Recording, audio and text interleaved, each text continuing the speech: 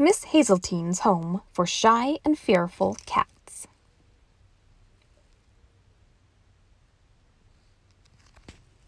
Miss Hazeltine's Home for Shy and Fearful Cats by Alicia Potter, illustrated by Birgitta Sif.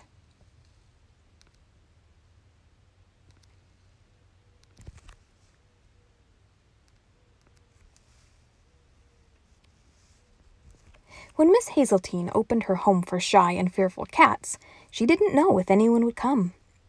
But come they did. He runs from mice. She's scared of birds. Can't pounce. Won't purr. Hopeless. Worthless. Afraid of everything.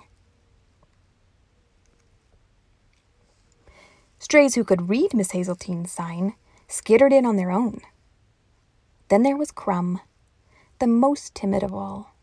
He dashed through the door and hid. Miss Hazeltine began her lessons at once. In the morning she taught bird basics. In the afternoon, climbing up, followed by climbing down. At night was scary noises. Many cats received extra help in meeting new friends. Miss Hazeltine showed the cats how to hold their tails high, to arch their backs, to think good thoughts. Every day they practiced pouncing. But the hardest lesson? How not to fear the broom. Miss Hazeltine didn't mind if some cats only watched. She let them be. Like Crumb. Miss Hazeltine told him that sometimes she got scared. "I'm afraid of mushrooms and owls," she confided. "And I've never liked the dark." She praised Crumb's love of pitch-black places. Crumb lapped up every word. One day he hoped to find the courage to thank her. Still, he worried, would he ever be brave? Soon more cats came to Miss Hazeltine's home, and more and more. So many arrived on a Monday that at 5 o'clock, when everyone but Crumb was fast asleep, Miss Hazeltine ran out of milk. "Now I'm off to fetch a bucketful," she told Crumb, "and we'll be back before dark."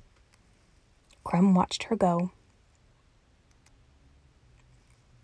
But by the time Miss Hazeltine rounded the road back home, the sun had set. The heavy bucket sloshed and slowed her, and her ankles were wibbly-wobbly from all the pouncing. Miss Hazeltine tripped and fell into a ditch. With her ankles sore and throbbing, Miss Hazeltine was stuck. She shivered in the dark, the pitch-black dark. Was that an owl hooting? She peered around. Mushrooms! Miss Hazeltine tried to think good thoughts. Back home, the cats did the same. But they were alone and very, very afraid. They didn't know where Miss Hazeltine had gone. And they hadn't yet had the lesson on what to do when the lady you love goes missing. But Crumb knew where Miss Hazeltine had gone. And maybe, just maybe, what to do. Crumb stepped into the moonlight. He arched his back. He held his tail high. He gathered the others. Armed with nothing but the old broom, the residents of Miss Hazeltine's home for shy and fearful cats streamed into the night. Down in the ditch, Miss Hazeltine groaned. "What will happen to the cats?" she whispered. "And dear, dear Crumb." Yet something was happening. The cats felt it in their chests. With Crumb at the fore, they followed the sweet smell of milk down the road, right to Miss Hazeltine. At Crumb's meow, the cats stared down the mushrooms.